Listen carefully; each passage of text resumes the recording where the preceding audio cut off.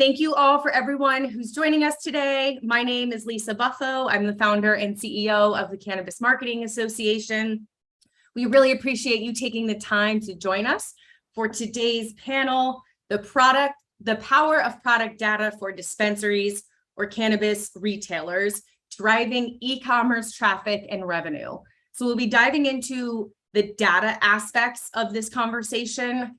There's a lot of talk about data in sales and marketing. And as a marketer myself, it's very easy to get kind of lost in what those KPIs are, what's important, what matters, what are vanity metrics. But ultimately, marketing should be driving sales, which is thus driving revenue and bottom line for your organization. So through this, we're going to try to sort of tie those concepts together, get at what is important for retailers from that product perspective, and then how do you use that data to further drive your revenue?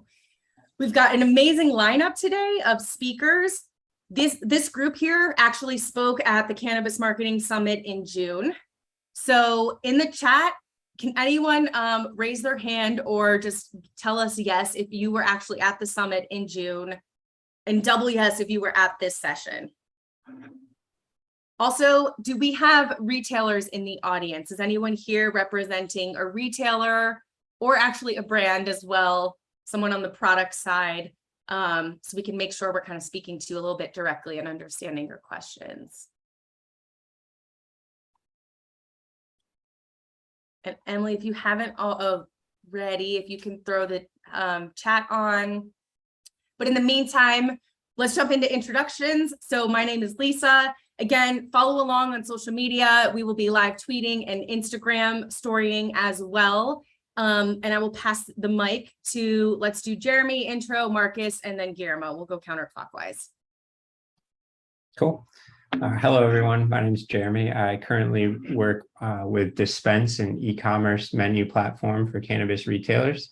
And before that, I was working on the retail side for cannabis retailers in the state of Michigan. I built out e-commerce platforms for two of the highest volume retailers in the state of Michigan. And before that, my hobby was a caregiver here in the state, while I worked on mobile apps and websites in the e-commerce space for just over a decade. So I'm happy to combine both my profession and my hobby into one at this point in the game. Thanks. I'm Marcus Naramore. I'm a Chief Revenue Officer for Edgemont Group in Washington State. We're a producer processor, and we have 5 consumer brands in the marketplace, kind of specializing in oil, both vape and dabs. And we kind of focus on building communities around our brand, and we have a single source production mentality. So everything we extract and bring to shelves comes from our own farm. So it's somewhat of a farm to table concept for customers. Great. And I'm Guillermo Bravo. I'm the Chief Evangelist at MediaJel. MediaJel, we're a cannabis marketing platform. So we work with cannabis retailers and brands to drive customer acquisition through programmatic display advertising, paid search, and SEO. So we're really performance-based driven, and we're really just trying to drive revenue for clients, and especially net new revenue, so new clients. Awesome. Well, thank you, Guillermo. So I'll do a quick intro. Want to give Guillermo credit on this. These are his words. He's going to be speaking as a panelist today, so I'll be taking over moderator. But Guillermo put this together and moderated this session at the summit. So to kick it off, let's talk about data and what data is. So data can be more valuable than oil. We know that Apple, Google, Amazon, Meta are 4 of the 10 most valuable companies in the world, and that is largely because of data. So when you're in a new city and you're looking for a restaurant, what do? Google it. We all know how much power Google has. In marketing, SEO is completely driven, a whole marketing category is driven by Google, a company. So it's cemented itself as a trusted source of information across the web, accounting for 25% of all global internet traffic and 93% of search traffic in the US. Cannabis retailers and delivery services can act as e-commerce companies. And COVID in particular forced consumers to connect with retailers in this way as they transition to offering delivery and curbside pickup, which wasn't happening in a lot of places before the pandemic. So we're going to dive deep into data, how to collect it, curate it, and activate product data to drive e-commerce sales. So quick show of hands, and we can do this by just saying yes in the chat. How many of you would prefer to be rich or popular? And I guess you can say rich or popular in the chat.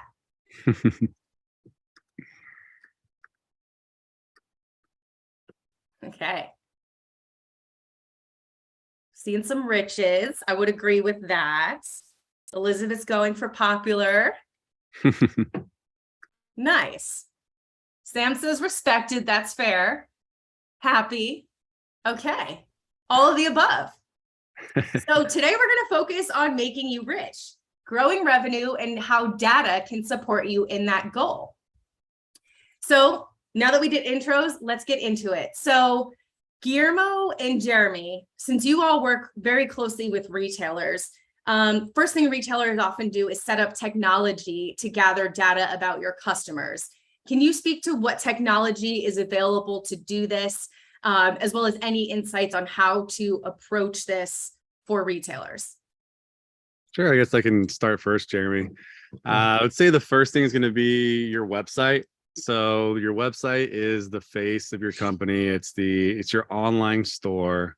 It's your business card. It's all the above, right? So your website is going to be the first technology that you should implement. And that's typically, like, from what we've seen, it's like 90% of the websites are WordPress in cannabis. So WordPress website is going to be your first one.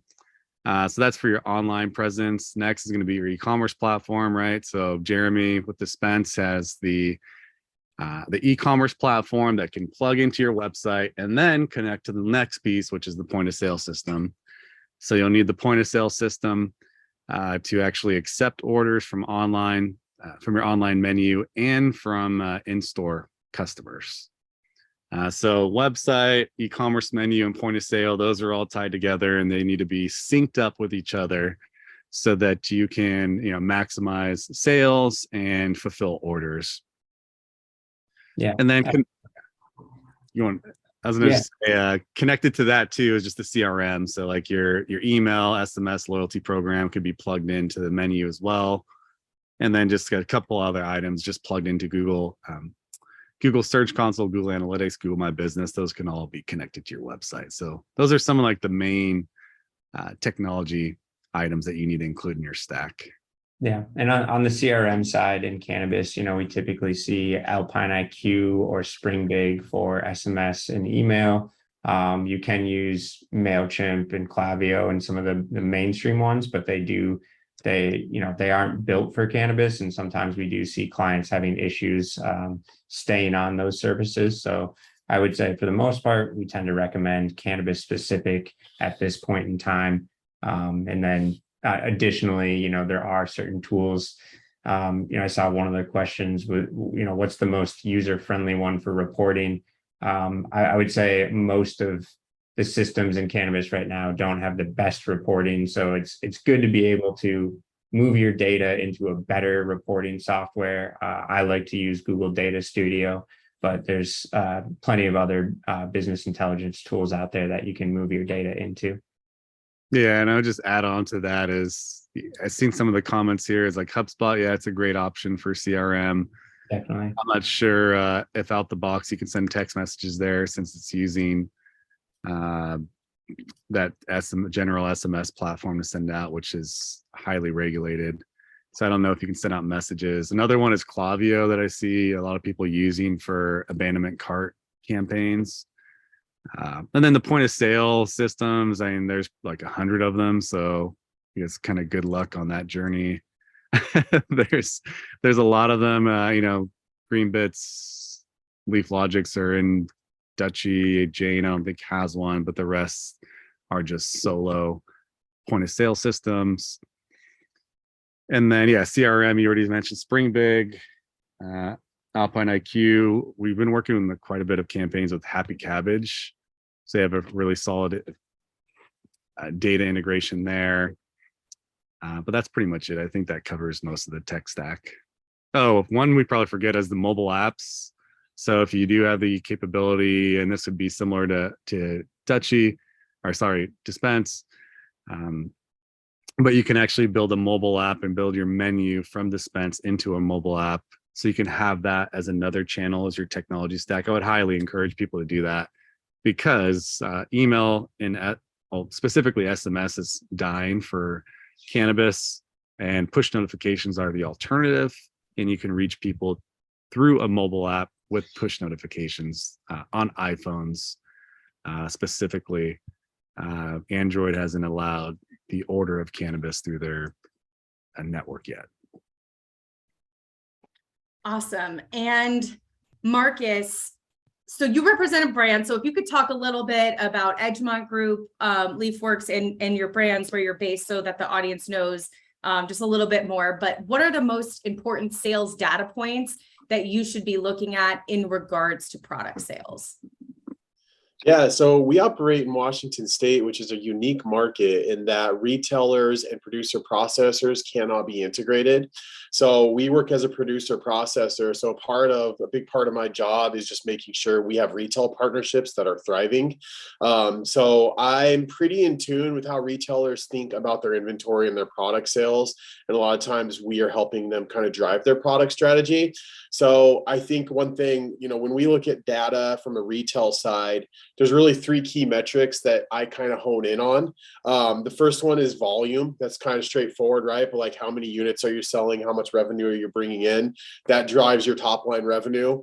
The next one is sell-through. This one is probably the most key one, but like, how many units a day per SKU are you moving of your strain?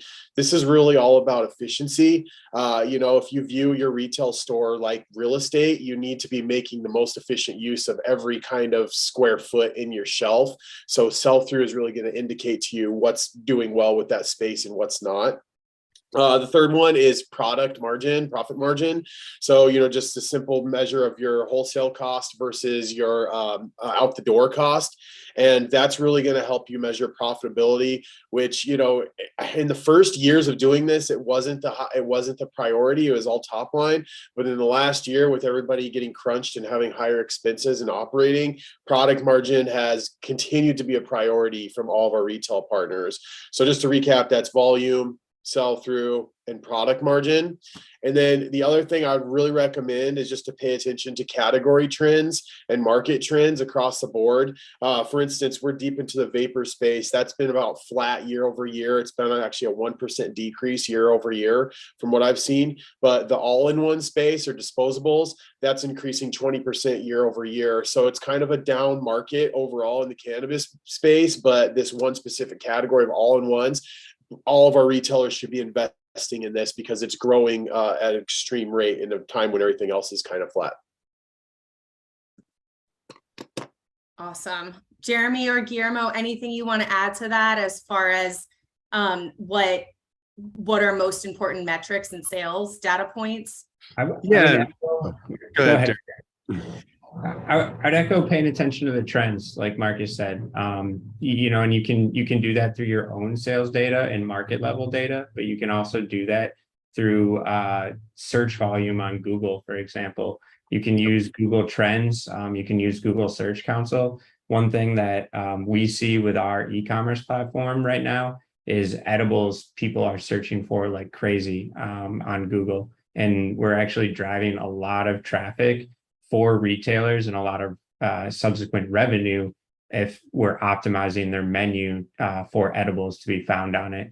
So you can look at your first party data, but don't forget about the market level data and paying attention to what people are actually searching for there. Yeah, and add on to that is, looking at I would say top 10 brands would be the first thing.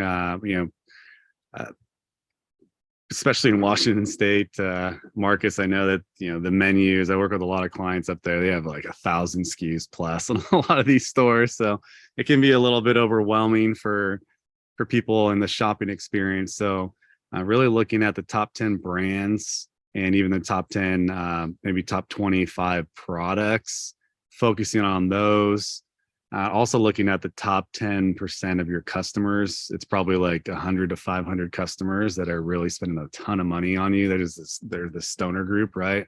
They're buying from you every 3 days, every 7 days. So you want to make sure you take care of your VIPs, and you want to make sure that you maximize sales for your top selling products. So I would really focus on those two things. Those are great points. Yeah.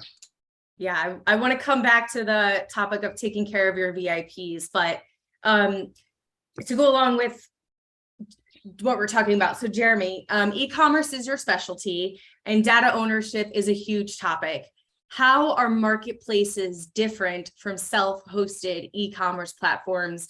And can you speak to those differences as well as the pros and cons? Yeah, definitely.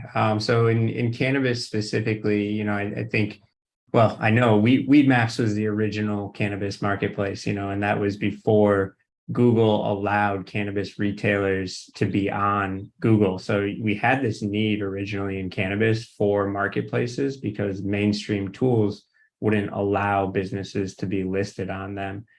So that's I think it's important to know where that comes from. And that's why you see such popularity around marketplaces like Weed Maps, Leafly, Dutchie, and even iHeartJane have their own marketplaces at this point. So there's a ton of them out there that consumers can go to find products and businesses.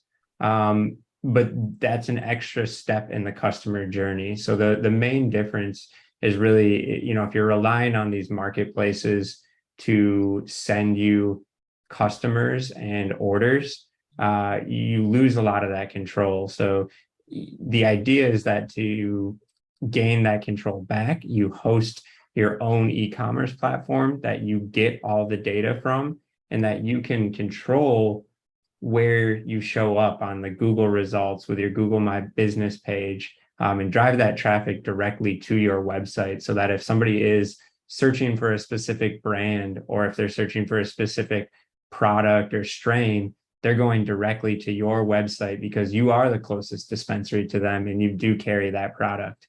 And then on top of that, you get all the data, you have full access to it, and you're not sharing it with a third party who may be remarketing to your customers and trying to send them to another dispensary down the street. Marcus or Guillermo, anything you want to add to that? Yeah, I mean, data ownership is king. You know, I would highly prioritize owning your data.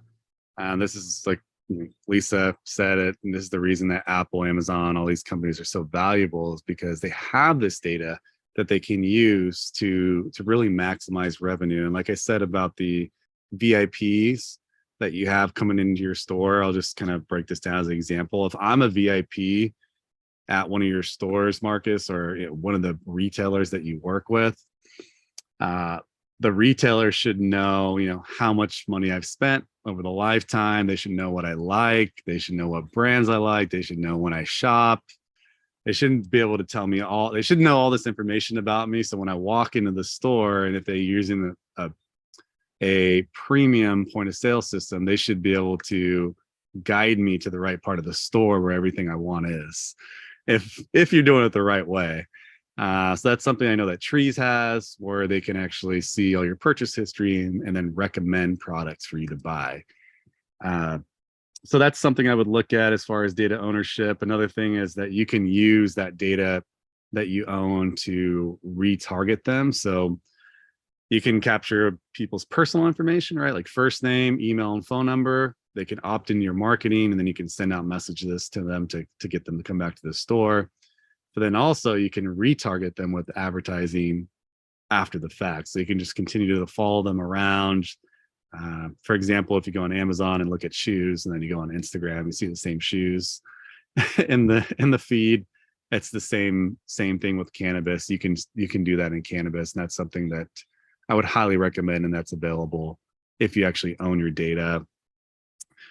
And then another part would be, you know, data ownership. Guillermo, real quick, how many, so you had said in theory, retailers should be able to see when the customer walks in exactly how much they spend, what they're interested in. and therefore help direct the shopping experience. Just rough guess, what percentage would you say of retailers that you work with, or just from your lens, are actually maybe 80% effectively doing that? Less than 10%. Yeah. Less than 10%. Yeah. Mostly MSOs that they have a data team that can do this and build these profiles about people, but that's called an identity graph. And if you don't have the team to do that, then it's like a lot of teams aren't doing it. I've only seen MSOs do it at this point. I was going to say, of all the retailers I've worked with, even the most savviest, no one's ever offered me those type of insights as a brand. And I'm very hungry for those type of insights because we don't have the direct sale touch point with customers. We're always curious, like, what are our customers like? How do they shop? And I haven't been, that's like gold for me. I have never been able to get that learning. So I'm all ears, Guillermo. Yeah, I will say on our side, we just focus on e-commerce, but in our CRM, our Dispenses CRM, we do have a lot of that data. So when you check, if somebody comes in with an online order, you can view their order, you can click into their profile, you can see what their average spend is, what their total spend, what their total lifetime spend is, what their most bought product is. You can look at their favorite brands by quantity, obviously, is how we identify that. So on the online side, there are systems out there, but I tend not to see that a bunch in POS systems. So you are missing some of that in-store data there. And for the group, do you guys have insight or see why there is a gap? Like if there are tools that have at least a base level of this information, why would management at a retailer not be able to spit out something to Marcus? Like, is it lack of knowledge? Is it the tools? Like, how do we close this gap, and what actually is it? I guess I'll try to say it in a nice way. Don't hire bud tenders as your marketing managers. That's the first thing. It's just technical it's just technical knowledge. I'm finding myself doing a lot of training with people because they just don't know the tools that are available. So number one, do a audit of what tools you have and what data you have available, and then from there see what information you can actually activate. But the number one is going to be your point of sale. Like, point of sale has everything. Like, any transaction that goes through Dispense gets sent to the point of sale. So the point of sale should be like the most important database for you, especially because most, depending on the store, it could be 50% of your transactions happen in store, or I've seen some all the way up to 80%, 90% happen in store versus e-commerce sales online. So you need to have that information available to the person at the check-in, right? And then the person at the checkout, they should have all that information. The bud tender should have it. And I've seen like some retailers do it they provide a really great experience for the customers if they have that information like in hand on an iPad, and they're like with the customer and like, hey, we know what you've bought in the past. For me, I'm pretty sure that I'm going to buy a sativa flower and I'm going to buy a sleeping edible, and that's pretty much all I buy. So they should be able to figure that out based on my history and walk me to the area that I'm looking for, right? Lisa, I think to answer part of your question there, another thing to keep in mind is that a lot of this software is purpose built for cannabis, and we're still very new. In mainstream POS systems, you have features like this built out, but those are 20 years in the making. We're less than 10 years, probably. A lot of the systems are like 5 years old at most. So we're getting there, but some of those systems just don't have those features built out yet, and it's just going to take a little bit more time there. Yeah, I think it's also vision with retailers, right? Like, it has to be an ownership priority. A lot of things are replaceable, and people view them as replaceable. They review their product mix as replaceable. We see 20 new brands every single year in the vapor space in Washington, and they come and go. Bud tenders are replaceable. 60% are turning over every year. And so, like, if you have this mindset that everything's just kind of churn and burn and we're just going to get cash in, there's no real reason to invest in marketing. But that doesn't give you long-term stability. So from an ownership perspective, you have to view marketing as a revenue driver, not a cost center. And I think most people just view it as a cost center for a really replaceable churn and burn type of industry. Yeah, that's a great point. And the reason they do that is because, from my experience, a lot of the retail owners are real estate people, and real estate people like to do old school stuff like billboards, radio, and print that aren't the most effective in cannabis. And that's just like talking to the owners. We're like, oh, we know billboards, we know that this works. But what they don't know is that there's more effective ways that you can reach the same customers without driving blindly. And what I mean by that is not having like the ability to track sales, right? So everything you should do as a cannabis company, you should be able to track sales. And if you're not, you should just cut it tomorrow. It's almost like the marketing person should almost be fired for not be able to track sales. Like that's kind of 101. And then the stuff that you're missing, Marcus, from a retailer is, if I'm a retailer, I know that this information is important for brands.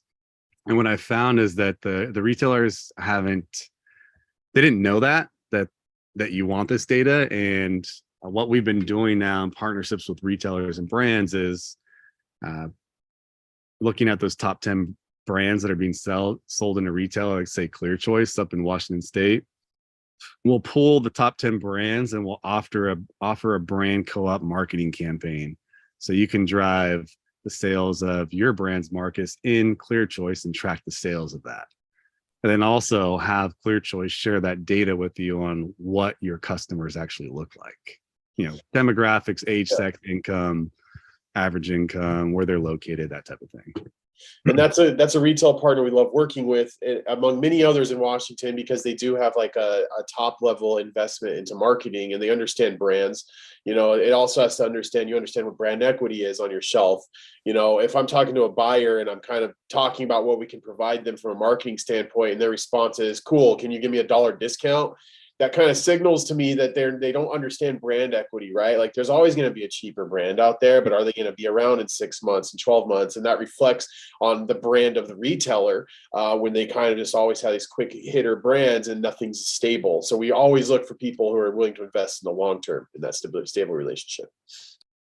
Yeah. And brand equity is huge, right? This is why CPG companies are so valuable. The number one most valuable company in the world is Coca-Cola, and then probably Nike up there as well. And it's because they invested so much in their brand, like Mercedes, BMW too.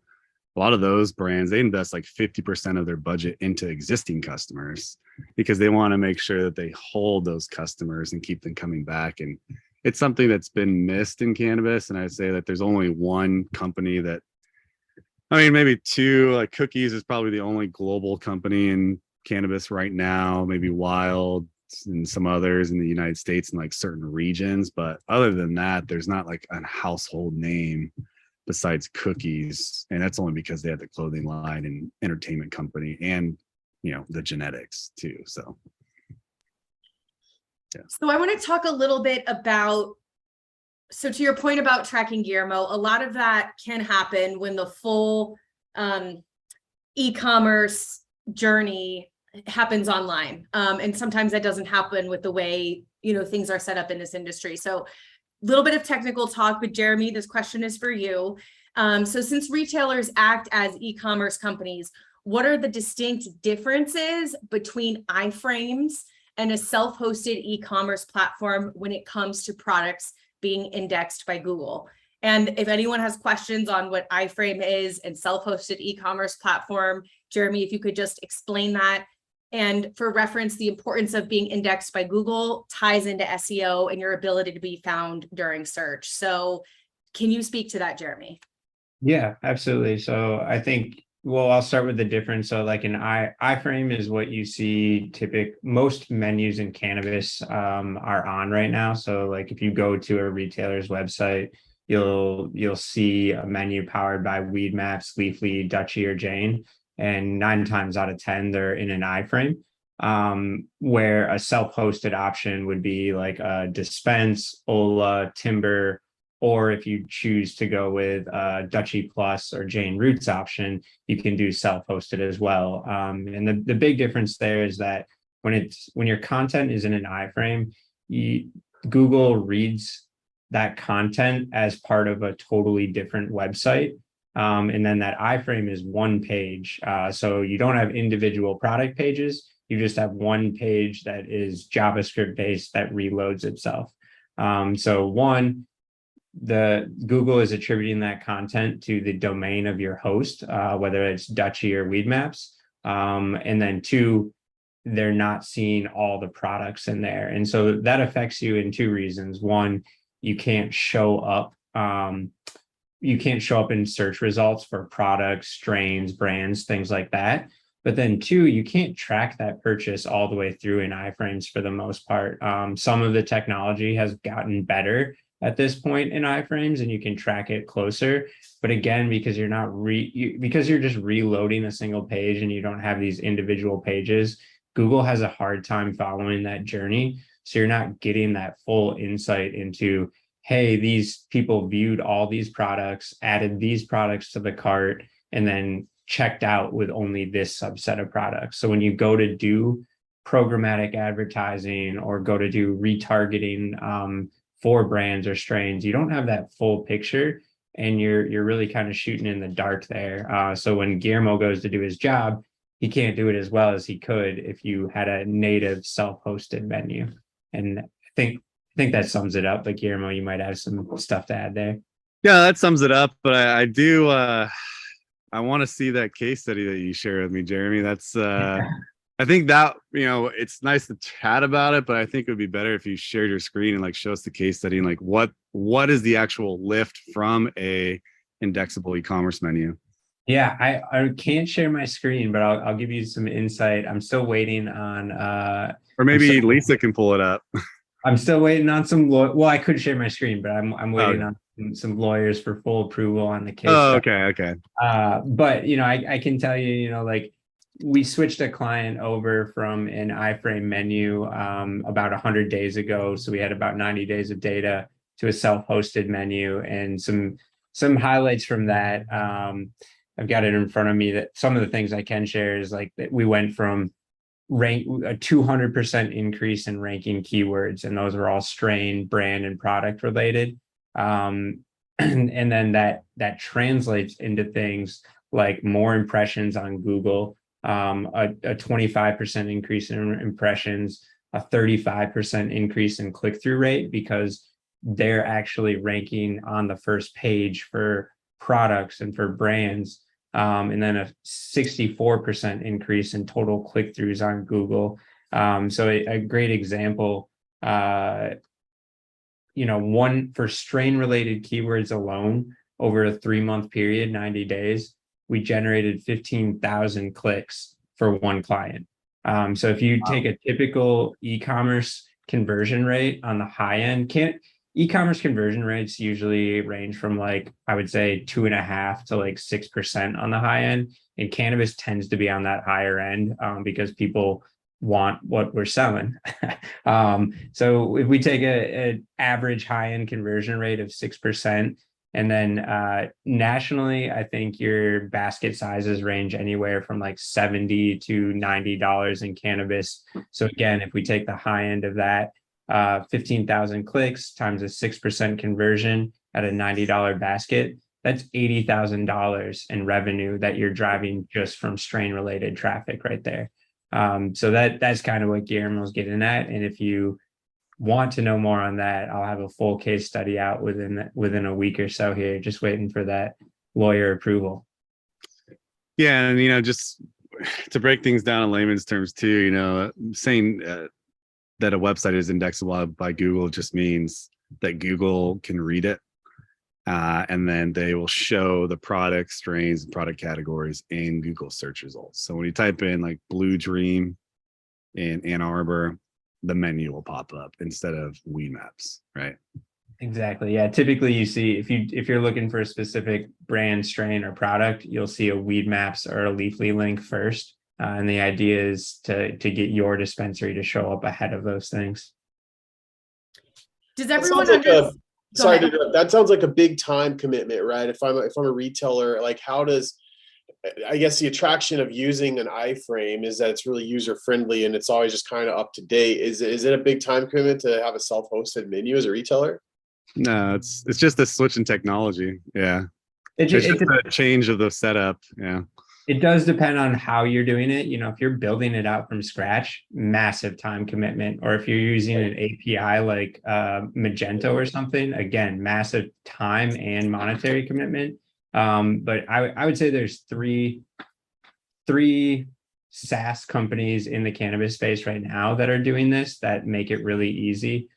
Dispense being one of them, the other two being Ola and Timber. And like in Dispense situation, to get that up and running is a day-long project, and we automatically apply certain, we automatically build out your structured data so Google can pick up on the fact that these are product pages, and then we let you customize your product titles, product page titles, your meta description, so that you can have full control over your SEO strategy. And this is drag and drop stuff. It's not like you're going in and coding HTML or PHP.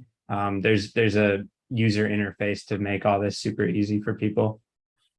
It's like running a Shopify store at this point, and we're just getting to that point in cannabis where these options are coming out within the last couple of years here. Cool. Does everyone, I realize I've been chatting just to the panelists. Does everyone understand the difference between iframe and self-hosted e-commerce? Or does anyone have any questions so far before we move on, as far as clarifying what we said or going deeper into anything we just said? And feel free to just drop it in the chat. Also, I wanted to clarify, is that Dr. Bob who's got the students? If so, just say hello. And yes, this is being recorded. But if you've got questions, just drop it in the chat. We can include them in here. Olga, we will get to you towards the end, but I want to stay on topic to this right now. So if not, let's keep going. So talking, now that we know the difference between iframe and e-commerce platforms, and Marcus, thank you for bringing up that point, because I think that is a good point. We've actually run into the same thing at CMA, where when we first started, our website, which hosts a lot of educational data and information, was a bunch of plugins and iframes included. And now, as we are continuing to grow, are seeing how that is impacting us and is impacting our SEO and is having to change our strategy. So it can work really well as far as when you're first starting or launching and just trying to get your like MVP out, but it is something to consider as you scale. And again, really want to hone in on those first or second positions in Google and making sure your website has that authority. So kind of also depends to frame it as far as where you are in your company. But so Jeremy, what third-party data resources do you leverage to look at product demand in growth cannabis markets? So like kind of bringing the two together, there's that individual, what is your store doing? But you also want to sort of see and compare that to industry trends for benchmarking purposes, right? Are you on track? Is what's happening, an anomaly in your state? So what are those third-party data resources? And would also love to hear from the audience in the chat if you're using any as well. Yeah, and how those work together. Yeah, I touched on this a little bit, piggybacking off of Marcus earlier on, but Google Search Console and Google Trends are huge. Use those Google tools to find out what your customers are actually searching for and looking for. But then there are some industry specific tools. Headset, Jocelyn couldn't be here today, but that's a great market level tool. BDSA, New Frontier. I feel like I'm missing one other one, but you find what works for you. I on the SEO side, I use SEMrush. Guillermo likes Ahrefs. So there's a ton of tools out there to kind of monitor the market-wide stuff, and it's really important to compare your data to those tools, because you could be missing out on an opportunity. You might be like, man, we're killing it with our vape pens, but not even realize that you're missing out on a ton of edible sales because people are searching for it. And you might just have a low edible inventory and they're going to the store down the street because they've got a bunch of edibles. Yeah. Guillermo or Marcus, anything you want to add about the different sources and comparing, contrasting, or how those two work together? Yeah, I mean, I typically focus on my first party data first. So just looking at everything that's in your point of sale and your e-commerce menu and your loyalty program. And then if there's any gaps, yeah, I'll look at New Frontier, Google Trends, and Headset. Those are kind of the three that I look at. Google Trends is going to have more market data, and that's for search intent. Headset is going to have point of sale data from all the retailers, and then New Frontier is a little different than Headset because you can actually buy New Frontier's data and use it for your advertising. So there's a different element that can be used there, but that's what I use them for. I agree with everything that was said. I don't have much to add. Sometimes going back to the basics is valuable too. And I think just like surveying our retail partners, hey, what's your best selling item? What product category are you getting a lot of questions about? Which strains are popular? Going to like that kind of grassroots data collection is sometimes valuable as well. That's the only thing I would add. Cool. Also, Elizabeth Cohen mentioned Brightfield Group for deeper insights, not sales metrics. We can echo that. They've done some great webinars for CMA on their data, but they're a little more brand specific. And she also mentioned, I have not heard of these, but Euromonitor and Mintel, which are consumer attitudes and form factor trends. So perhaps those to look into. Brightfield definitely has some great data, even globally, which is super cool to see. Yeah, they're very good at what they do and how they present that. So this question was originally for Dakota, who was on our panel at the summit. So I'll just open it up to all of you. So now that you have sales data about your customers and your product, how do you easily connect them to, how do you connect your customers to the products that they're looking for? So Guillermo, to your point, where in theory, when I walk into a retailer, I'm like you, where I want pretty much hybrid flower and things to sleep. I'm an easy sell. How do the retailers make that happen when that customer walks in? Like, what are those steps and how can they do it given perhaps maybe the limited information or resources that they have right now? Yeah, I would say that the first way, I mean, most effective is going to be email and SMS. So if you know a little bit about your audience, in your loyalty program, you should be able to segment by what they've purchased in the past. So you can do that in Alpine or Spring Big, any of these platforms, because you don't want to do a spray and pray approach. The cannabis is already old school. Like, that's even more old school. Like, sending me a bunch of deals of products that I don't care about is not a good look, and it's a waste of money too. So text messaging is on a per message basis. So you want to make sure you send flower deals to only flower people, concentrates and edibles. Like, they should all stay in their category. So that's one way. And then also, just looking at email campaigns, those are a little harder to send segmented campaigns out. I would probably do like a weekly email in the morning with what's going out for the week. You can do more segmented campaigns with email if you use like Klaviyo, and you can send out abandonment cart campaign. So if someone goes through the checkout, doesn't actually, submit the order, it'll send them an email, asking them to complete their orders. That's an easy no-brainer that I think is worth it. And then the point of sale data is going to be the most valuable data. So if you can leverage that data to make your customer experience that much better, I would say that that should be top priority. So training your bud tenders to be able to access that data and then provide a better experience with that data is going to be key.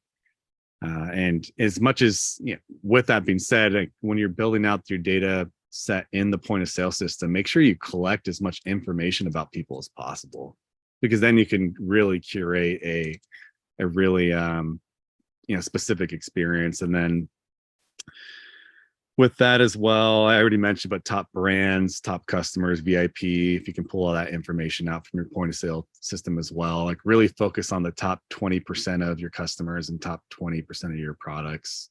not even like volume, like quantity, but just revenue wise, who's spending the most with you, and look at ways that you can kind of boost the revenue from those customers or products. I think those are great touches on like different campaigns you can operate. I would rewind it back one step further if I'm a buyer and just understand, what am I trying to accomplish? So am I trying to juice like a new product that's maybe people build awareness for a new product? Am I trying to push out product that has been sitting on my shelf and I just need to clear it for something that's hot?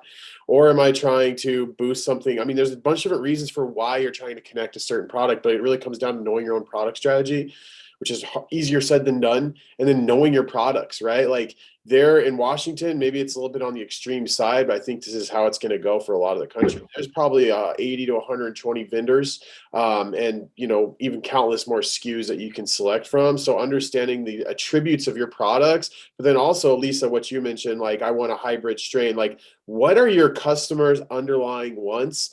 Because I think a lot of customers don't know what they want in cannabis. I think they know what their underlying needs are, but they're not maybe confident enough to say, I want a hybrid. They're probably like, hey, I want something that's not racy and doesn't put me to sleep, right? So mapping the customer's underlying wants with your product's underlying benefits, that's like the golden ticket, but that's a massive undertaking. But I think that's how you really, really leverage it. Also, we're coming down to our last 10 minutes. So if you haven't already, go ahead and throw your questions in the chat. We'll move to that in a second. Anything anyone wants to add before we move to attendee questions? I would just like to add one caveat for people. I think marketing, as you know, when we started out, we gravitated towards Instagram. That was like a really popular social media platform. It was 2016. And everybody kind of built their marketing on that one social media platform. Now it's probably TikTok, but like the challenges in there are twofold. Number one, you don't own your data, which Guillermo and Jeremy have both touched on. Number two, you're under a ton of regulation with those. So I just encourage, double down, like build your own website and then use different channels to draw customers into your own platform. Yeah, I want to add on to that. I wouldn't even focus on social media at all as part of your marketing strategy. I would just completely reduce your spend on that and just only create content that's organic and that's about building your brand equity. Don't do anything to promote the sales because you're just going to get shut down anyways. Focus all those efforts into the website, SEO, number one. SEO should be like 50% of your revenue at a minimum. And if it's not, then you're probably not doing it right. So look into a platform like Dispense or an indexable menu that can support that. And then you can focus on Google ads and Bing ads for paid search. So you can run those at scale. And then I would put my money in programmatic advertising because you can actually advertise openly on 75,000 publishers, right? ESPN, Sports Illustrated, GQ, Salon.com, Sudoku, Grindr. Like you can advertise on all those and you don't have to hide anything. And you can openly promote the sale and use of cannabis and show discounts and show product. So I would just completely drop social media. Yeah, we did an event in Seattle recently, and one of the brands who spoke, Marcus was there, but another one of the brands that was there said they've just stopped more or less putting any effort into Instagram, which I had a lot of respect for and I thought was bold for a consumer-facing brand, but that is the reality and one worth acknowledging as far as how much effort goes into it and the return that you get. So I think it is worth noting that change as far as social. So to get into the Q&A, just because time is moving quickly, Olga, who's a CPA, has asked, what is the most user-friendly software in cannabis to benefit both accounting and reporting, as well as managerial and marketing reporting purposes? I don't think there's anything that exists that I don't think there's anything that exists that checks all those boxes. Yeah. I think the answer for me, and coming from the retail side, I often was the one that was reporting to my CFO, but also my CMO. And the way I would handle it, because I didn't have good reporting within my POS system, I didn't have good reporting within my e-commerce system. So what I would do is I would export that data, I would put it into Google Data Studio, or I would put it into another business intelligence tool. and then I would analyze it from there. So I wish I had a better answer for you, but find a tool that you like, export that data, get it into a format that you can understand and go through. And that's your best option at the moment. We went through like a integrated accounting and platform in last year. I wasn't on that, but if you want to reach out to me directly, I can get you a better answer. I think we use QuickBooks and Cultivera for our stack. Awesome. And then one of our members asked, what is the argument or case for iframes? Is there even one? Or is it just a shortcut used by platform/developers that doesn't really provide any value to the user? And Jeremy, I see you've already started on that. It's the latter. It's the, it doesn't provide any value. It's just like an easy plug and play thing. It really just speaks to cannabis in general. Like everything we do, I've been doing is backwards as an industry. And it's just another way of doing things backwards. It's from it's 20 years old technology that, is outdated. And it's pretty much just because we're in cannabis that we have to be so handcuffed. I will say a little more context that it is, I think it was like 1996 that iframes are invented. So really old technology here. But the reason why you see them so prevalent is because they're easy to build with originally. And so a lot of these companies that are doing menus, they built their MVP in 2017, 2018, when e-commerce wasn't necessary for cannabis. And then the pandemic hit and everybody had to be online.